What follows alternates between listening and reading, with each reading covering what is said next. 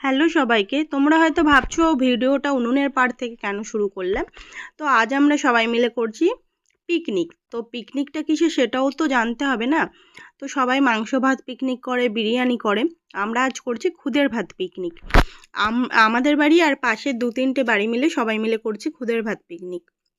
কারণ খুদ খাওয়ার মজাই আলাদা, আর সেটা যদি হয় সবাই মিলে এক জায়গায় বসে। তোমরা কে কে খুদ ভালো খাও অবশ্যই কমেন্ট করে জানিও। আর এই যে মা এখানে লঙ্কা ভাজবে, আর পাশের বাড়ির কাকিমা হচ্ছে এই যে খুদের যেই চালটা সেটা ধুয়ে দিচ্ছে। আর ভিডিওটা পুরো দেখার পর একটি কমেন্ট করো যে তোমাদের কেমন লাগলো ভিডিওটা।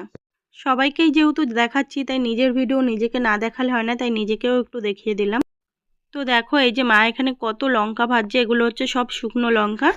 এগুলো কিন্তু ডলে ডলেই সবাই ভাত খাবে। আর আমিও লঙ্কা খাই, কিন্তু খুব বেশি খাই না, বাদ বাকি যারা আছে তারা তো অনেক লঙ্কা খায়, অনেক ঝাল।